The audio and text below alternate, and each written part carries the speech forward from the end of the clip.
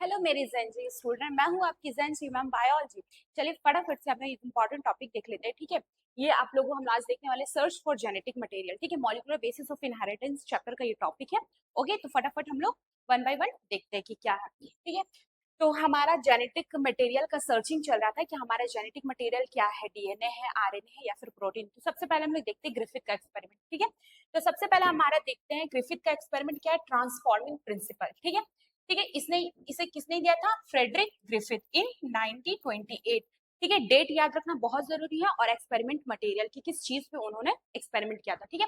तो इन्होंने एक्सपेरिमेंट किस पे किया था, स्ट्रेप्टोकोकस निमोनिया, ठीक है। ये एक किस्म का बैक्टीरिया है जो रिस्पॉन्सिबल होता है निमोनिया करवाने के लिए, ठीक है। Okay, this bacteria had two different state, इसका दो डिफरेंट स्टेट लिए थे ग्रिफिथ जी ने। क्या क्या, इसका एक लिया था एस स्ट्रेन, ठीक है, जिसमें स्मूथ कॉलोनी प्रेजेंट होता है, और एक लिया था इन्होंने आर स्ट्रेन जो कि रफ कॉलोनी प्रेजेंट होता है। इसका क्या मतलब होता है, देखिए मैं बताती हूँ आप लोगों को। मान लीजिए कि ये एक बैक्टीरिया है, ठीक है। तो हमारे जो एस स्ट्रेन में है, एस स्ट्रेन में इसके अराउंड एक स्मूथ पॉलीसेकेराइड का कोट लगा हुआ होता है।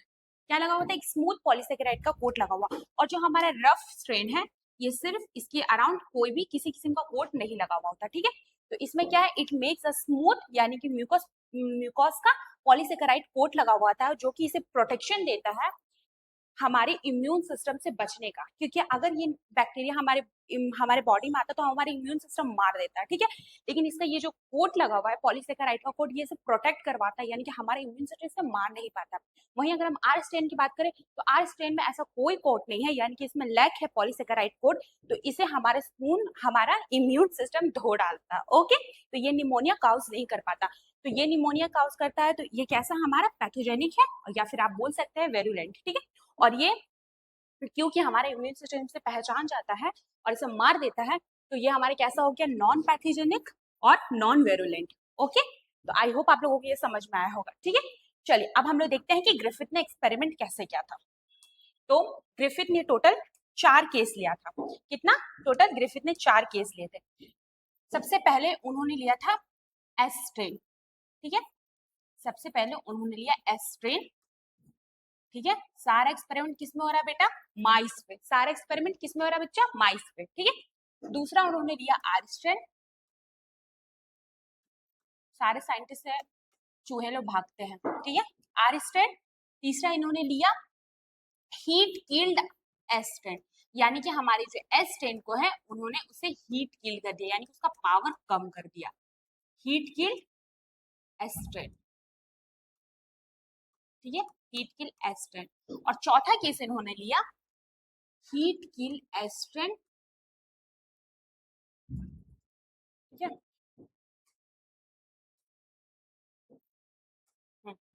चौथा इन्होंने लिया हीट किल्ड एस स्ट्रेन,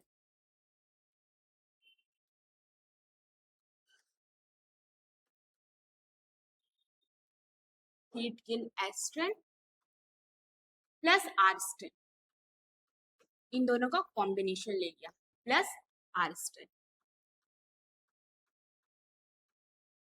ठीक है। अब देखिए,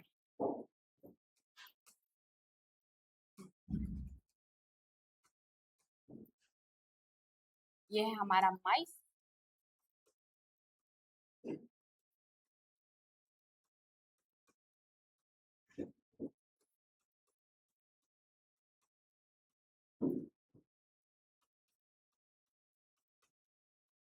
ठीक है। चलिए अब इन्होंने क्या देखा कि जब इन्होंने एस स्ट्रेन माइस पे डाला, माइस को इंजेक्ट किया, तो माइस विल बी डेड, यानी कि वो मर गया, ठीक है।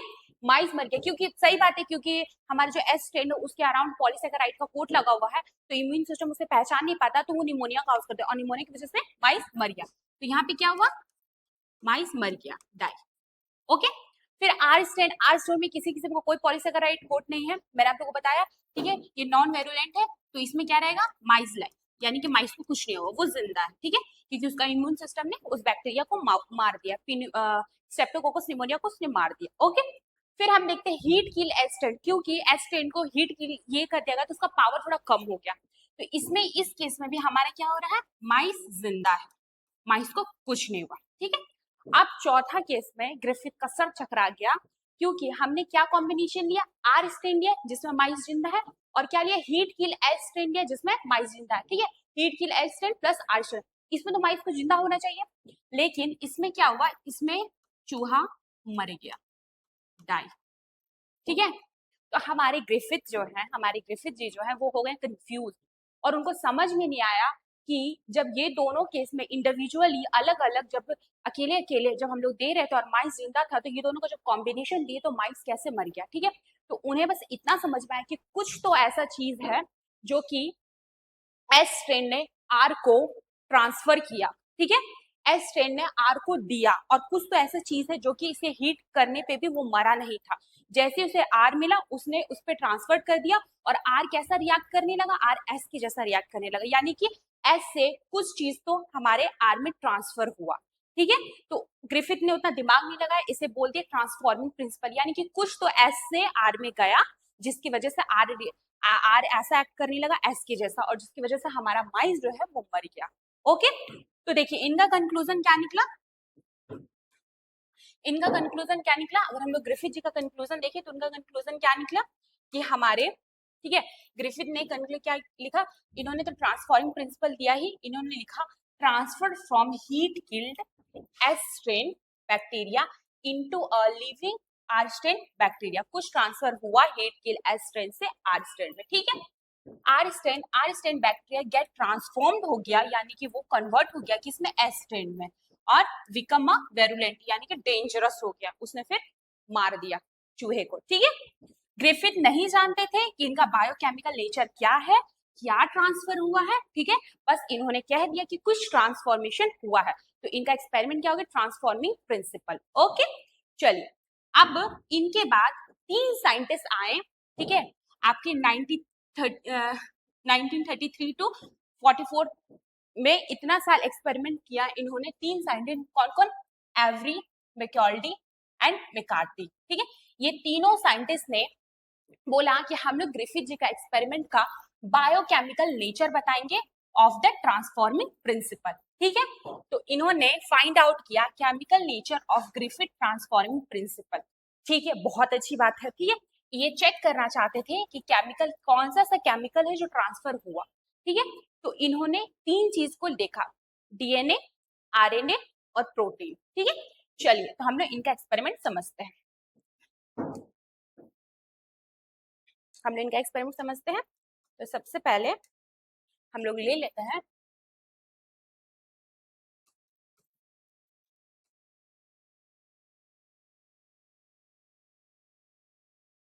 ठीक है, इसमें क्या है, इसमें है हमारा हीट किल एस्ट्रेंट, इसमें क्या प्रेजेंट है, प्रेजेंट है हीट किल एस्ट्रेंट, या फिर एस सेल बोल लीजिए। ठीक है, बैक्टीरिया का सेल ही हुआ तो बोल सकते हैं। ठीक है, ओके, चलिए अब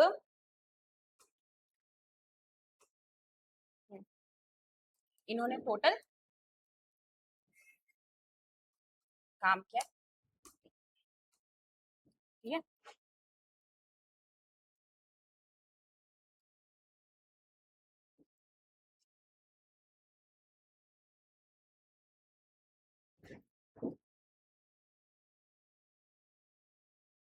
अब इन्होंने क्या किया, ठीक है, इन्होंने इसमें इन्होंने इसमें क्या किया, इन्होंने इसमें हीट किल एस सेल का, इसमें क्या डाला, प्रोटीन, क्या डाला, प्रोटीन। ठीक है, क्योंकि इनको ये 3 चीज में चेक करना था, तो इसमें प्रोटीन है। ठीक है, ठीक है, ओके, और प्लस, और क्या डाला, प्लस डाला इसमें आर सेल, यानी कि आर स्ट्रैंड वाले। ठीक है, आर सेल, ओके, इसमें क्या डाला, ग्रिफ, इसमें क्या डाला, हमारे एवरी एटॉल ने इसमें डाला heat kill S cell of क्या, आरएनए, आरएनए। ठीक है, यानी कि इसमें जो हमारे हीट किल एस सेल का आरएनए प्रेजेंट है। प्लस प्लस क्या, प्लस हमारा आर सेल, ठीक है, प्लस आर सेल, ओके, ठीक है। और इसमें हमने ले लिया हीट किल एस सेल का, हमने क्या ले लिया इसमें, डीएनए, ठीक है। और प्लस क्या ले लिया, प्लस प्लस हमने ले लिया आर सेल, ठीक है, ओके, इधर उधर क्लियर।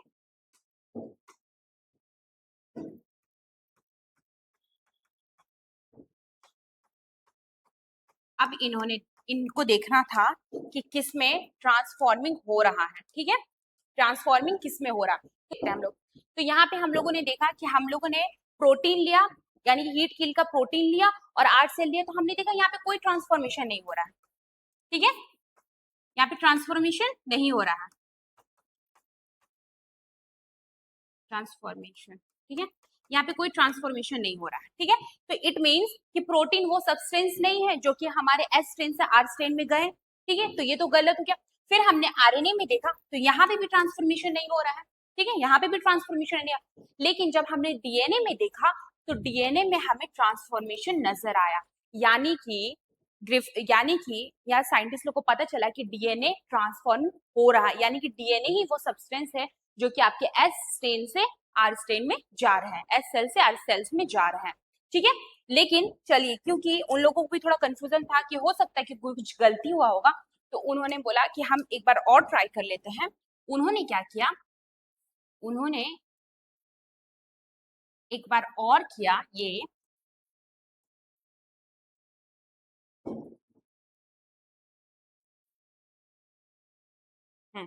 उन्होंने क्या लिया, उन्होंने यहाँ पे ले लिया आपके हीट किल्ड एस सेल, ठीक है, हीट किल मैं नहीं लिखती, आप लोग समझ जाएंगे, चलिए मैं लिख देती हूँ, heat kill S cell, okay, plus plus protease, proteinase, ठीक है, प्रोटीनेज प्लस प्रोटीनेज, प्रोटीनेज और प्लस आपका ले लिया इन्होंने आर सेल, प्लस इन्होंने ले लिया आपका आर सेल, ठीक है। तो ये सारी चीजें इन्होंने ले लिया, ओके।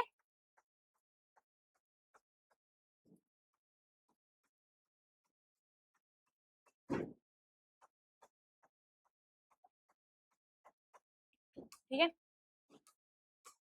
मैं बताती हूँ, यहाँ पे भी इन्होंने लिया एस सेल, ठीक है, प्लस इन्होंने लिया यहाँ पे आरएनएस, क्या लिया, आरएनएस, प्लस लिया इन्होंने यहाँ पे आर सेल, ठीक है, सारे एस सेल हमारे हीट किल्ड वाले हैं, ओके। मैं यहाँ पे लिख ही देती हूँ ताकि आप लोगों को कंफ्यूजन ना हो, चलो,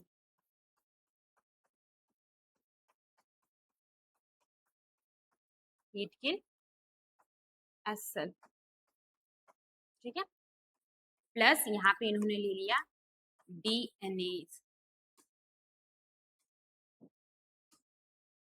प्लस इन्होंने यहाँ ले लिया डीएनए और प्लस आर के सेल्स।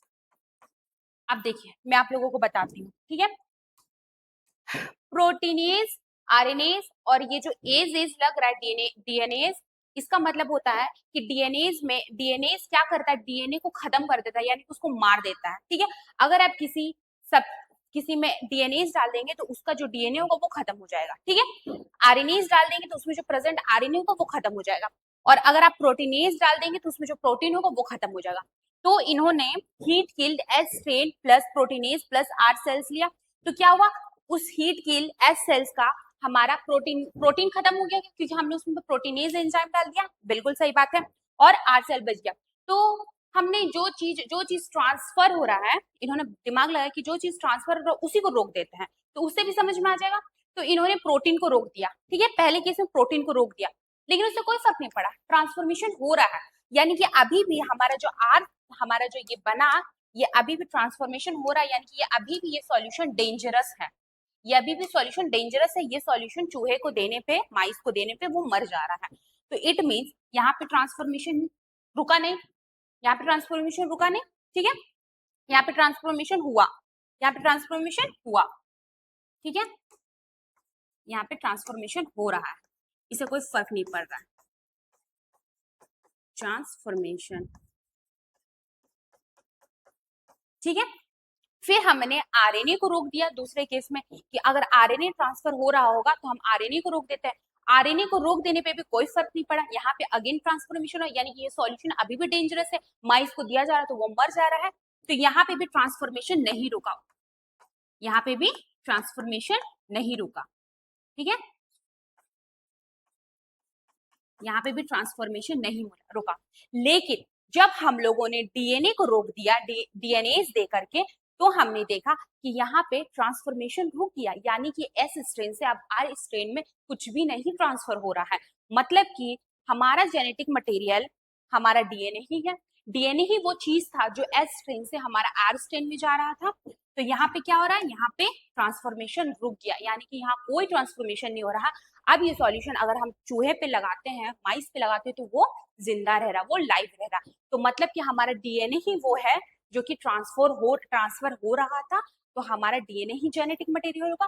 इन्होंने अपने एक्सपेरिमेंट में ये बता दिया था कि हमारा जो डीएनए है वही हमारा जेनेटिक मटेरियल, ठीक है, अभी तो हम लोगों को पता है, बट उस टाइम पे हम लोगों को ये चीज पता नहीं थी, ये था इनका एक्सपेरिमेंट, ठीक है, यही मैंने आप लोगों को समझाया है, ओके ओके।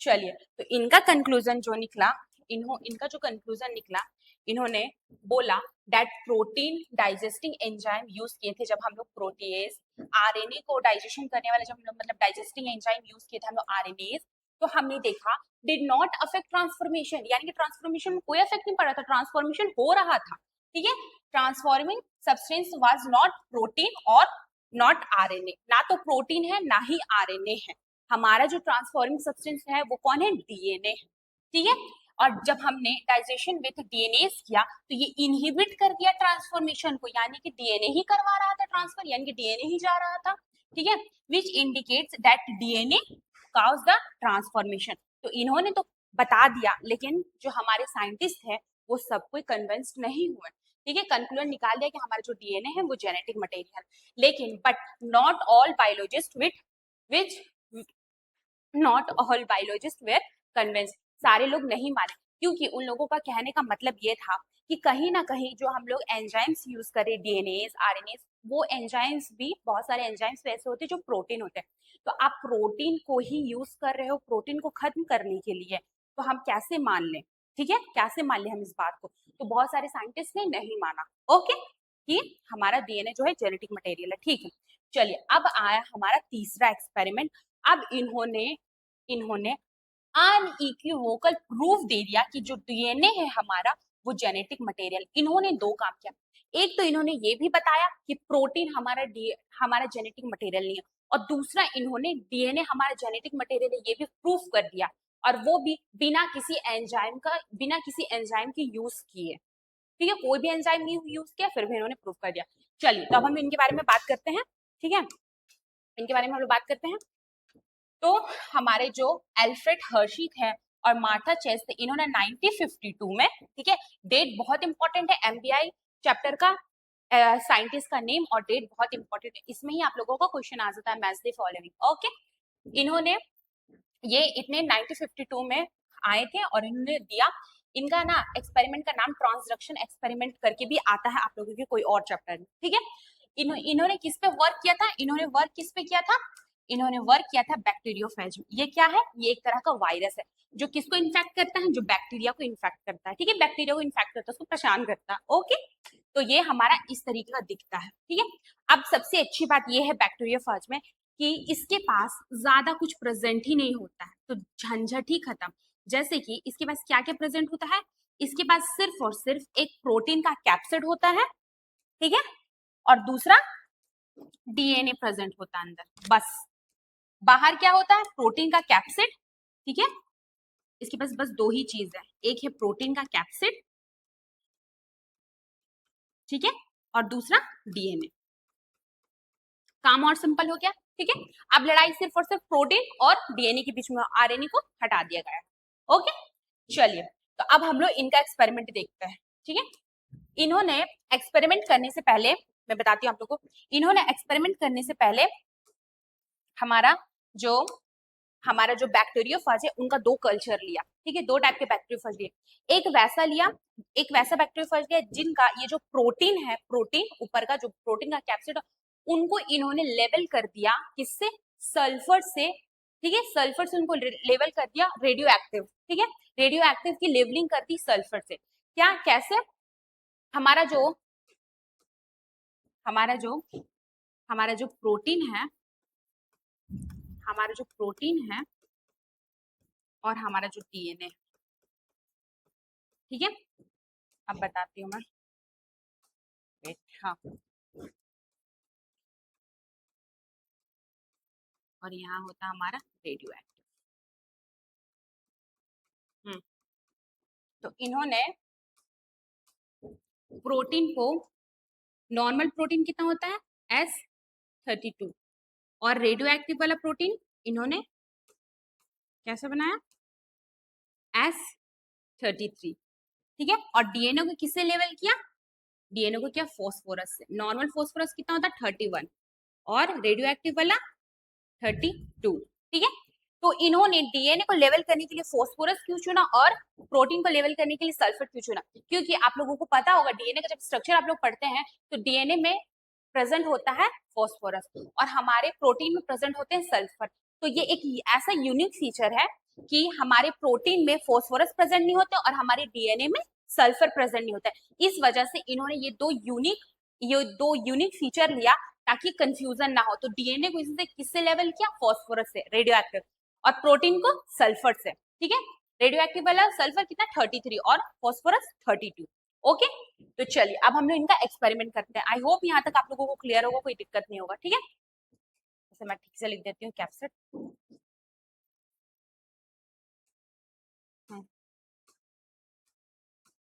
ये हो गया हमारा कैप्सिड। चलिए अब हम लोग इनका एक्सपेरिमेंट देखते हैं, ठीक है। तो सबसे पहले हम लोग लिख देते हैं कि हमारा जो प्रोटीन है वो लेवल है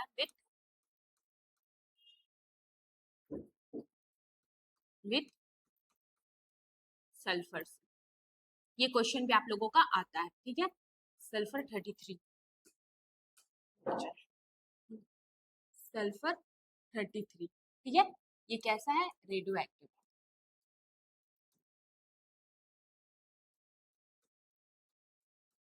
ओके, ठीक है। और हमारा जो डीएनए है, हमारा जो डीएनए है वो किससे लेवल है, हमारा डीएनए लेवल है विथ फॉस्फोरस, ये 32 वाला, ठीक है। कैसा फॉस्फोरस है, ये रेडियो एक्टिव वाला। चलिए रेडियो एक्टिव की लेवलिंग करती है इन्होंने, ठीक है मैम, हम लोग भी कर लेते हैं। तो हम लोग इस कलर से बना लेते हैं, ठीक है।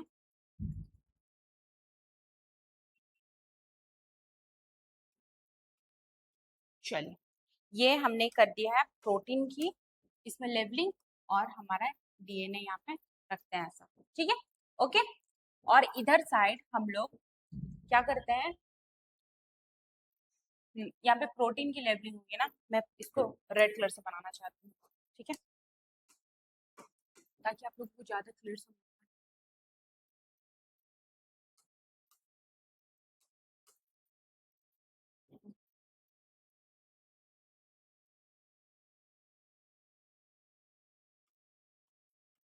इसमें प्रोटीन की लेवलिंग है, हमारा जो डीएनए है वो सिंपल है, ठीक है।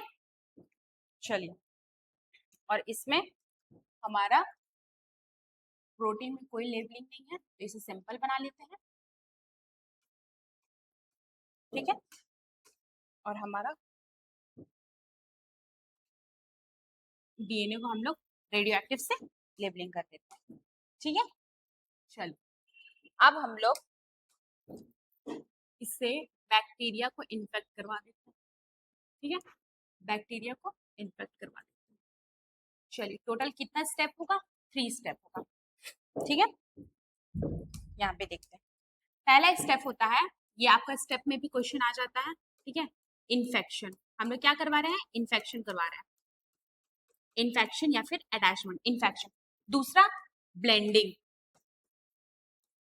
ठीक है, ब्लेंडिंग यानी कि ये जब इसमें इन्फेक्शन हो जाएगा तो हम लोग इसको जो होगा, हम लोग टेस्ट ट्यूब, ठीक है, ये एप्लीकेटर, उसको हम लोग पकड़ के हिला देंगे, ठीक है, ब्लेंडिंग कर देंगे ताकि ये अपना डीएनए फटक से दे करके उसको कुचुक से अलग हो जाए, ठीक है, बैक्टीरिया से अलग हो जाए, चिपका थोड़ी रहेगा, अलग करना भी है, ठीक है, अलग हो जाए। तो दूसरा हम लोग क्या कर पा रहे हैं, ब्लेंडिंग, ठीक है।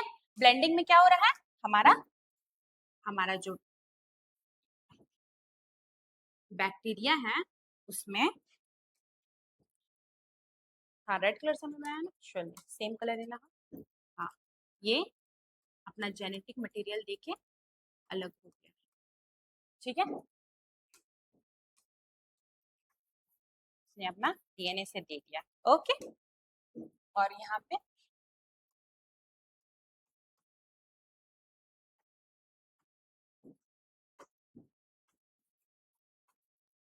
चलिए, ठीक है,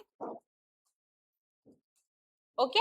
अब तीसरा स्टेप क्या होगा, तीसरा स्टेप होगा सेंट्रीफ्यूगेशन, यानी कि अब हम लोग इसको और जोर जोर से हिलाएंगे, ठीक है, सेंट्रीफ्यूगेशन।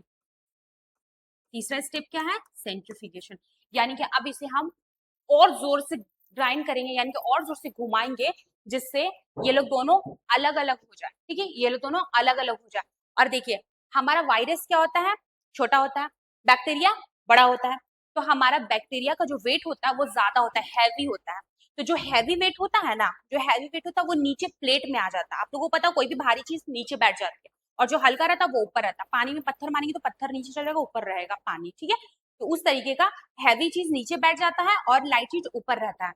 तो हमारा वायरस कैसा, हमारा वायरस तो लाइट वेटेड है, तो ये ऊपर दिखेगा, ऊपर जो दिखता है उसे हम बोलते हैं सुपर नेटेंट, ठीक है, और नीचे जो पैलेट में बैठेगा, ठीक है, तो हमारा बैक्टीरिया तो पैलेट में बैठ जाएगा। तो अब हम लोग देखेंगे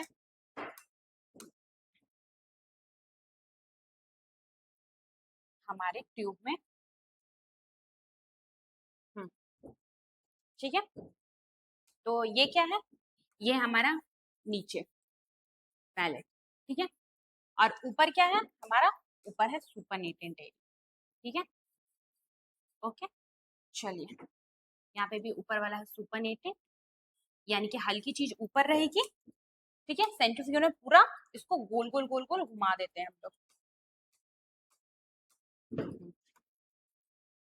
पूरा जोर का, ठीक है, पूरा ब्लेंडिंग किया जाता है, ठीक है। तो अब मुझे बताइए, हम लोगों को तो आज की डेट में पता है कि हमारा जो जेनेटिक मटेरियल डीएनए है, तो मतलब कि बैक्टीरिया नीचे बैठा हुआ है, ठीक है, बैक्टीरिया नीचे बैठा हुआ है प्लेट में, ठीक है, तो हमारा यहाँ पे है हमारा पैलेट, ठीक है, और ये हमारा सुपर नेटेंट, सुपर नेटेंट। तो अब बताइए हमें कहाँ दिखेगा रेडियो एक्टिव, क्योंकि इसने डीएनए डाला, तो डीएनए डाला तो डीएनए में तो हमने कोई लेबलिंग नहीं की थी इसका, इसमें तो प्रोटीन में किया था, तो हमें प्रोटीन तो ऊपर नेटेंट में नजर आएगा, यहाँ पे दिख रहा है हमें रेडियो एक्टिव, यानी कि जो हमारा जो वायरस था, हमारा जो प्रोटीन था वो तो वायरस में ही रह गया, वो तो आया ही नहीं बैक्टीरिया में, तो हमारा प्रोटीन तो नहीं हो सकता है ट्रांसफॉर्म, यानी हमारा प्रोटीन तो ट्रांसफर नहीं हो रहा, वो तो जेनेटिक मटेरियल नहीं हो सकता है, और इसका डीएनए अंदर गया होगा जो कि हमें दिख नहीं रहा है क्योंकि हमने इसमें लेबलिंग नहीं की थी, ठीक है। दूसरा में दूसरा में क्या, दूसरा में हमें पैलेट में नजर आएगा रेडियो एक्टिव, यानी कि हमारा डीएनए, और ऊपर हमने इसमें प्रोटीन में कोई लेबलिंग नहीं की थी तो ये ऊपर होगा, तो हमें पैलेट में क्या दिखा, बैक्टीरिया में क्या दिखा हमें, रेडियो एक्टिव। तो यहाँ पे हम लोग लिख सकते हैं, किस कलर से लिखते हो, हाँ इस कलर से, यहाँ पे हम लोग लिख लेते हैं रेडियो एक्टिव, हमें यहाँ पे सुपर रेडियो एक्टिव हमें सुपर नेटेंट में डिटेक्ट हुआ, रेडियो एक्टिव डिटेक्ट हमें यहाँ हुआ, डिटेक्ट, ठीक है, और पैलेट में हमें कुछ भी नहीं दिखा, ठीक है, यहाँ पे हमें बैक्टीरिया में, पैलेट में कौन प्रेजेंट है, बैक्टीरिया, बैक्टीरिया में हमें no radioactive, no radioactive, ठीक है, नो रेडियो एक्टिव अपीयरेंस। ठीक है, यहाँ पे क्या हुआ, यहाँ पे हमारे जो ये पैलेट है, ठीक है, इसमें बैक्टीरिया रहता है, ठीक है, नीचे बैक्टीरिया रहता है ना प्रेजेंट, इसमें हमें क्या हुआ, डिटेक्ट हुआ इन radio active, detected in radio activity, detected in radio activity, यानी कि हमारा डीएनए ही वो सब्सटेंस है जो कि ट्रांसफर हो रहा है, ठीक है, और ऊपर में कुछ भी नहीं, ऊपर सुपरनेटेंट में हमें कुछ भी नहीं दिखा, कुछ भी नहीं, नो अपीयरेंस।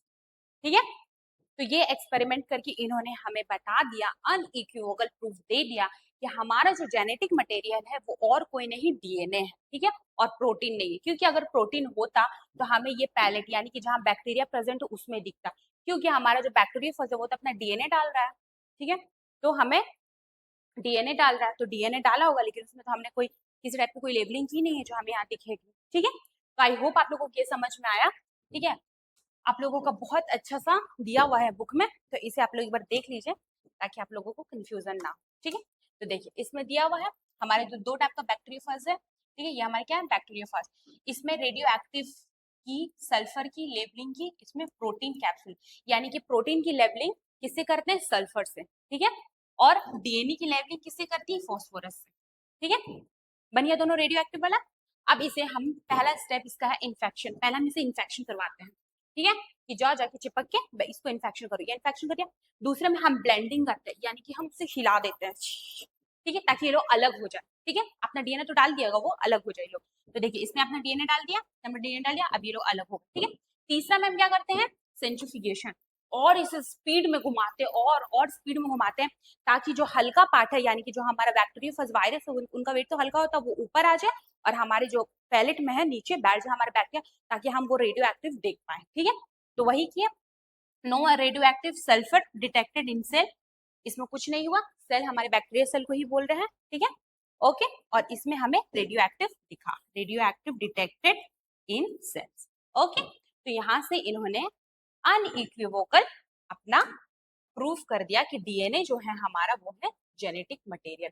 अब इसके बाद किसी भी साइंटिस्ट को कोई ऐतराज नहीं था, ठीक है, ओके, तो आप लोग डेट याद रखिएगा, साइंटिस्ट का नेम याद रखिएगा, उन्होंने किस चीज पे किया मटेरियल याद रखिएगा, जैसे कि इन्होंने बैक्टीरियाफाज लिया, बैक्टीरियाफाज हमारा क्या क्या है, वायरस है, ओके, चलिए अब हम लोग इससे रिलेटेड क्वेश्चंस देखते हैं, ठीक है, तो यहाँ क्या पूछा जा रहा है आपसे, हम लोग क्वेश्चन देखते हैं, यहाँ क्या पूछा जा रहा है, ग्रे कलर ले लेते हैं, यहाँ क्या पूछा जा रहा है, इफ एडेनिन मेक्स 30%, ठीक है, of the DNA molecules. Okay, what will be the percentage of thymine, guanine and cytosine?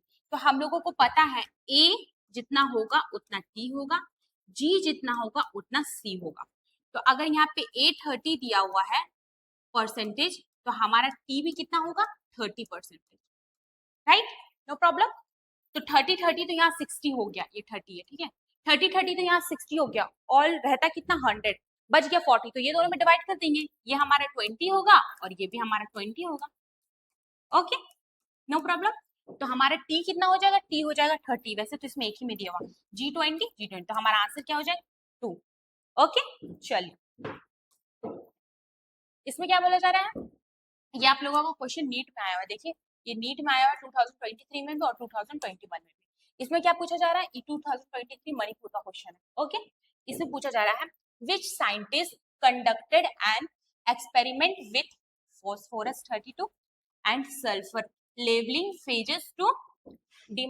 demonstrate that DNA is the genetic material।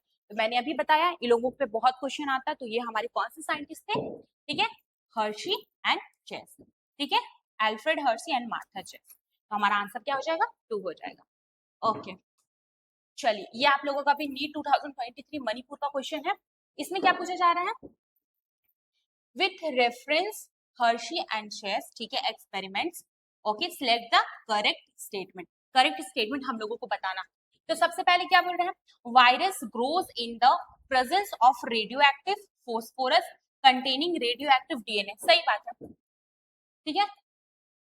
हाँ, हमारा जो फोस्फोरस है, रेडियो एक्टिव फोस्फोरस है, वो हमने डीएनए में किया था। ठीक है, डीएनए में ग्रो करवाया था, डीएनए को हम लोग फोस्फोरस से लेबलिंग किए थे, तो ये हमारा कैसा है, चू है। Okay, virus grown on radio active sulphur, radio active, radio active sulphur contain radio active protein. हाँ, सल्फर को हमने प्रोटीन से करवाया था, ठीक है, लेबल, प्रोटीन को हमने सल्फर से करवाया था लेबल, सॉरी। चलिए, ये भी हमारा ट्रू है। अब ये तीसरा क्या पूछ रहा है, virus grows radio active phosphorus contain protein, नहीं, प्रोटीन में नहीं, डीएनए में करवाया गया था, तो ये स्टेटमेंट हमारा हो गया फॉल्स। ओके, यहाँ क्या पूछा जा रहा है, viruses grows on radio active sulphur contain DNA, उल्टा दे रखा है, ये भी फॉल्स होगा। Okay, viruses grown on radio active protein contain radio active DNA, नहीं, गलत, ये भी हमारा फॉल्स दे रखा। ठीक है, तो हमारा सही क्या है, ए और बी है ना, ए और बी, तो आंसर क्या हो जाएगा, 2 नंबर, ए और बी हमारा आंसर हो जाएगा। ठीक है, चलिए हम नेक्स्ट क्वेश्चन देख लेते हैं। नेक्स्ट क्वेश्चन क्या बोल रहा है, ये आप लोगों का नीट 2022 में आया हुआ क्वेश्चन। चलिए, if the length of a DNA molecules 1.1 meters, what will be the approximate number of base pair?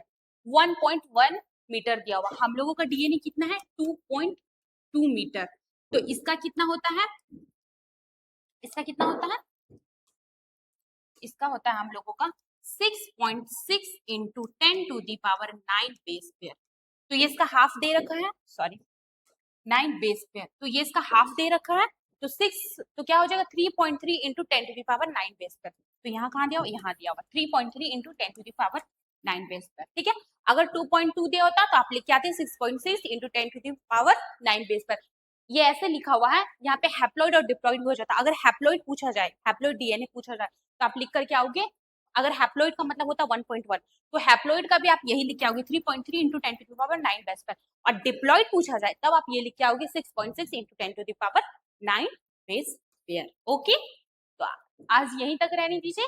ठीक है, आई होप आप लोगों को समझ में आया होगा, तीनों साइड सारे का एक्सपेरिमेंट, 3 एक्सपेरिमेंट हम लोगों ने आज जो किया। ठीक है, और ये क्वेश्चंस जो हमने पीवाईक्यूज किया वो आप लोगों को समझ में आया होगा, आई होप। ठीक है, तो अब हम लोग मिलते हैं नेक्स्ट क्लास में नेक्स्ट टॉपिक के साथ। Okay, thank you, bye bye.